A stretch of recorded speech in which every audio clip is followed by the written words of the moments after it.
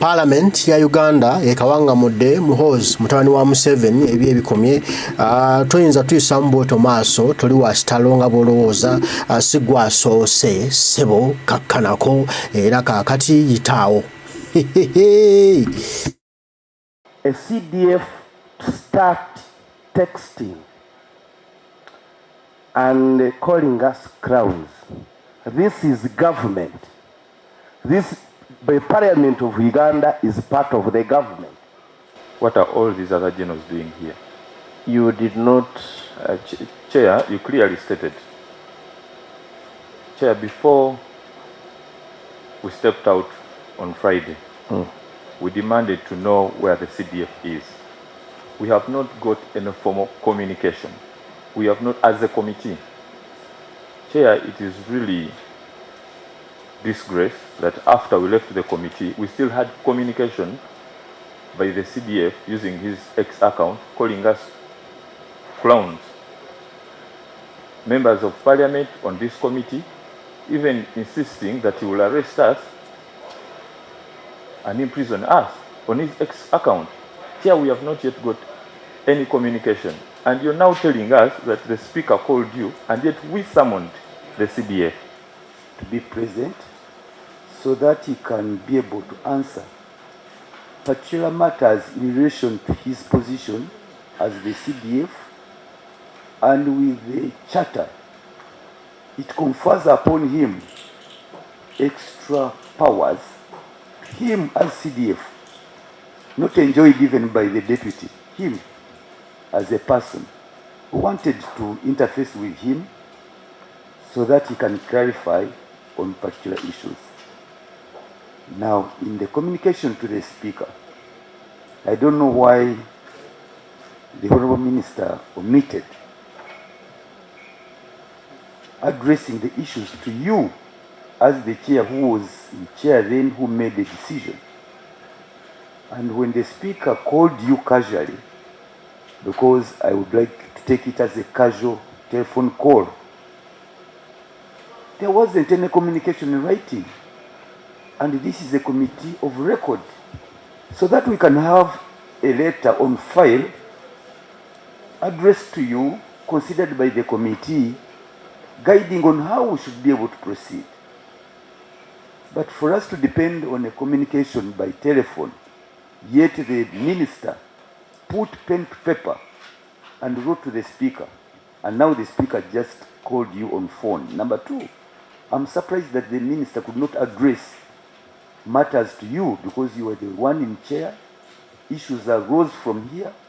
He chose not to communicate to this committee, chose to write to the highest authority of this parliament, and yet we are fully fledged as a committee.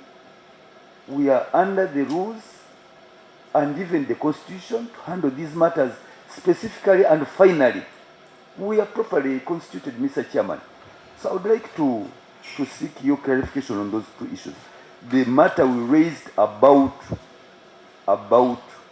the presence of the CDF in person in view of the enhanced powers given him under the charter, so that he can tell us about, for instance, the discipline, about the security of the country, about the new technology in the battlefront, in the Operation Shuja, whether it's true or not that our adversaries, the rebels, have acquired drones. Then how is the budget plan related to the NDP? What is the future of the army, of the UPDF? And those wanted them to be addressed by him as a person. Now, you want us to proceed without even telling us when he's coming here, at what stage he's interfacing with the committee. Are you shielding the CDF, Mr. Chairman? Is the CDF ordinary, out of the ordinary, because we take him as the Chief of Defense Forces, irrespective of his background. We take him as the CDF with the right as any other Ugandan, and when he's in that position, Mr. Chairman, he must perform to the expectations of Ugandans. He must answer questions raised by the committee on behalf of Ugandans. It is from that background that we wanted him to interface with us, but not being shielded without giving us any explanation, Mr. Chairman. This is unsettling for us who sat here. For good reasons, we postponed the meeting on Friday. They obliged and now they came back. And we are now starting to proceed as if nothing happened, as if no issues were put forward, as if we don't deserve the answers we raised as members of parliament. On answering. Omutabani alina amaanyi. So bakubira ku speaker nti abagambe sijja kujja. Speaker ngagamba kale mwana wa mukulembeze nenga akubira chairman committee CDF mumveeko mweso mugende maaso n'ebyammwe. Abazibe mbamugenda nabo mu maaso. Mukama ensi yaffe twagitunda, bakitaffe bagitunda, bajjajjaffe bagitunda. Kuba okujja kwa Museveni wano kwayonoona buli kimu. Kati Uganda yagiteeka bwati mu bbaafu n'ateeka wansi w'ekitanda kye. Ayagala yakojobamu omusulo nga bw'ayagala. Ayagala yakolamu oba wanda mu ddusu oba ateeka mu kikolondondwa oba akola kyayagala kyakolamu eri ebbanfu. Bagamba n'emponga byoyo ejerega obwavu kibi n'obutaba na bukulembeze kibi naddala obutaba na buyinza ate kibi nnyo kubanga n'emponga byoyo ejerega. Tekati n'olaba ne Muhoozi naye nga Palamenti agiyisaamu amaaso n'obuuza nti Muhoozi yaani yali akozeyo ki ekyamakulu mu ggwanga Uganda nti tewali ngoja mpromotinga buli kaseera twena mpromotinga n'amukuza kubanga mwana we ayagala abeereko waali abeereko n'amaanyi mu ggwanga. Nebino byonna tubirabye mu badikiteeta bangi nga babikola bannakyemalira naye obuzibu gye biggwa twaba walungi katumuleko omuyaye yeyagalemu yetulayise avume buli kiramu avume buli omu awulire nga wakitalo nnyo amagulu awanike alinye ku mmeeza yebake mu kitanda n'engatta ezigubye. Tumuleke alaga omutigi mwana waabo obwo alina munanga bawolereza. Kati gwe omwana atali waabo obwo omwana w'omunaku eno yessaawa otegeere nti oli mwana wa munaku nti eggwanga lyawambibwa abaana baabo obwo abatenda kye balimanyiiko abatagana kumanya ebintu bigenda mu maaso mu ggwanga Uganda. Tulina oddibajja mu ngalo tulize mu ngalo z'abaana b'abanaku bakulembere eggwanga lyabwe. Abanaku beekulembere baddemu bafune obuyinza bw'ensi yaabwe nga bw'oyita munaku munnammwe nti munaku gwe CDF tugeze munaku ki nga tumuwadde obwa CDF erweru olaba erweru kati nga alina ebikolobero bye n'amazambi byakoze mu gavumenti ya Museveni nerero nga mwafunye gavumenti etegeera namuwa obukulembeze nga CDF nga bwe yali nera okuba nti yali wansi wa General Museveni byakola tebyali mu makulu ne mumuwa obukulembeze mu gavumenti ng'erimu amakulu era lwasobola okukola ebintu ebyenjawulo nammwe ne mutamugamba naye bano abantu baali baakonerawa wakitegedde kubanga mwana wa munaku ne kati mulimu ebintu bye bakola nga babikola ate naakola ki omukulu kyayagala naye n'obanga bateeredde obuyinza tubale tukole okukulaakulanya eggwanga lyaffe tukole ku lwa Uganda yaffe etinte banayinza okulaba Uganda bwekulaakulana. Tuba tukyalina wano ebizimongwa ebiri awo ebitubaddeko babalooza nno bakitalo nnyo babalooza nti amaanyi balina mangi nnyo babalooza nti no olumuntu laba ngamba naye bano abantu abeeragira ennyo ku bantu bwe bati bo tebagenda mukaamugwanya tebasala byayi bo tebakola ssusu bo bwe batanaaba tebawunya nti bo bakitalo nnyo ku ffe oba nabo bamala kunaaba okuwunyako obulungi oba nabo bagenda mukaamugwanya ne basala ebyayi kati babanga bakola ebyo byonna naffe bye tukola nga tebalina kifo kya njawulo nnyo ku ffe nga ne kyebaali tusobola okukiba si baamaanyi si baakabi. Omuntu yekko wakabi wano asobola okuba kyali nga asobola kukiba ye kabaka kubanga yazaalibwa kabaka kati naye yamugondomolako ekitiibwa kye nti sobola kuba kabaka ne bwenkola ntya naye ate nsobola okuba pulezidenti w'eggwanga Uganda nsobola okuba CDF ebyo byangu nnyo okitegedde ne bwe tubanga bye tusobola okuba ababiri batwefuliddeko abaakabi then tubajjawo tubibe nze kye ŋŋamba Kyagulanyi kyatugamba nti be ekyakulanyi everywhere tubajjewo bye bali ffe tubibe tutereeze eggwanga lyaffe olaba otya wulira wano. To the charter, I entirely agree with you that this committee needs to know about the powers of the CDF, correct? That this committee needs to interact with the CDF absolutely in order. But today, Honorable Sochiko and Honorable colleagues, we are addressing the budget framework paper. We still have opportunity of the following. We have a bill before us, which is amending the UPDF Act, and certainly that precisely where the powers of the CDF squarely fall. We have ministerial policy statement coming. We can also summon the CDF for any to apprise us on all those policy matters. But as for today, when we are addressing the budget framework paper, nendo zawe bekwasa kati kubanga bagala sente bagambe mbireke biyite nsoka muyisewo sente ate nga sente zejjukaze zino okubakaliga namwe mulina omufunira ne mufuza bobanga tozze tewali sente omusobola omufunira naye kati akasimu ke bakubidde speaker nti bagambe bakole bayise budget bagambe bayise budget ya CDF jabbi kufaako olulala okitegedde kati bamuyisizamu eri etteeke chairman naye n'apondoka abasajja bano bange tujja kubanga sasa omuntu tuguyuzeyuze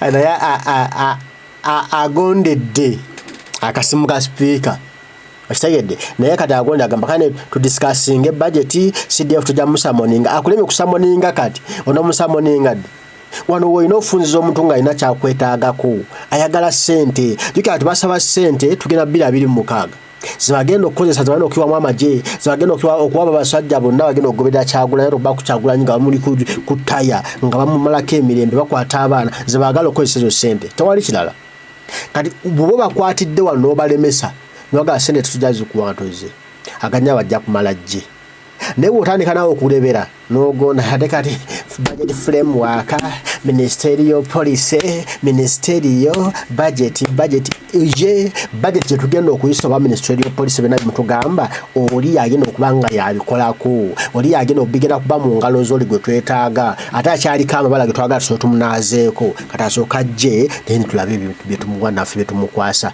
lwaki tumukwasa ebyaffe ng'ate alidde ati oba onfuna katono omusajja watuyatiddemu. Team responsible is the minister at policy level and the permanent secretary who implements the budget. So I rule that we are proceeding well.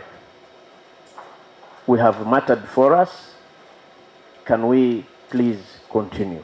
That is when we have to check the entity before us.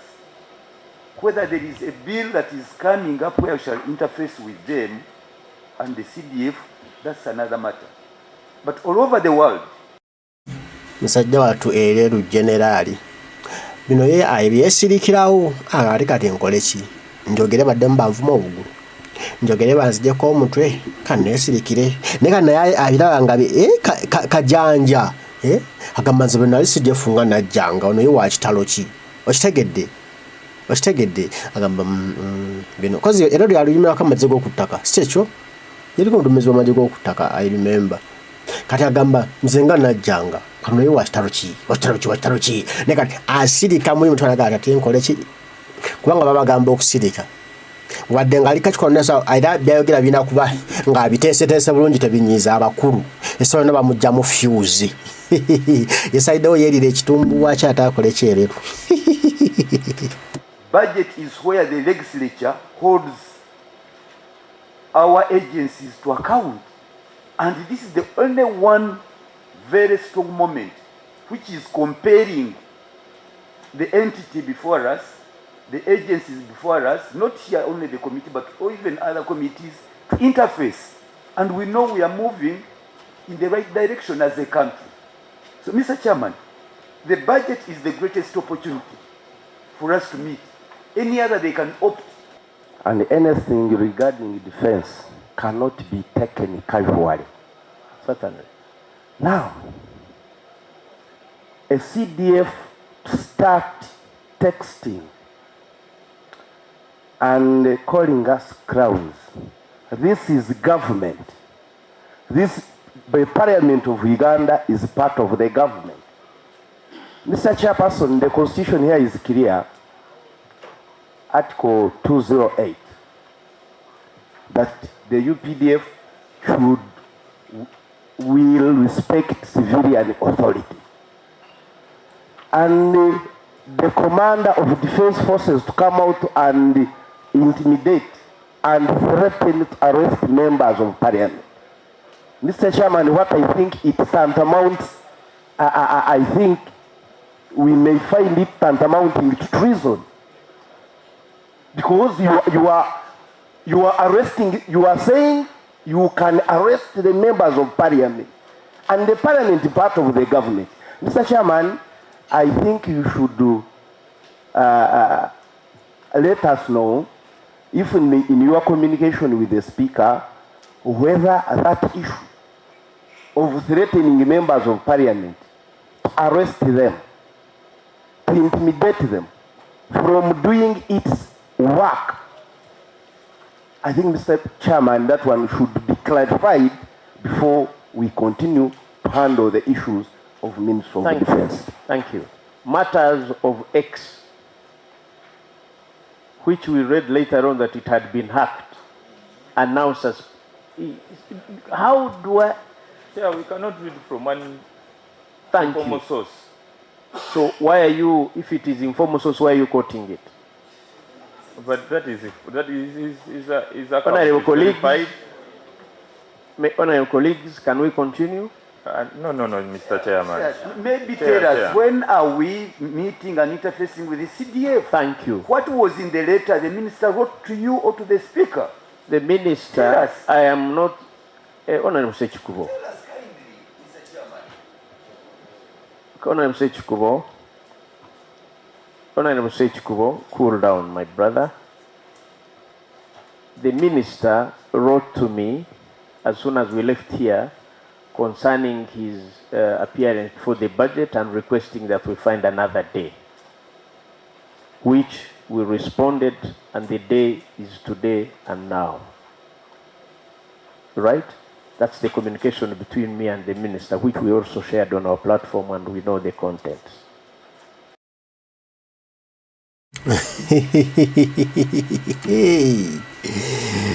Odangayo gwe abasajja batiisa nene chairman wakyo kano bamutisiza tisaba bamutadde mu koona ne bamukanga tujja kujjako omutwe gwe tusokera kutu tufumitemu eriiso tusaleke ennyindo tukusikemu olulimi gezo gano genda mu maaso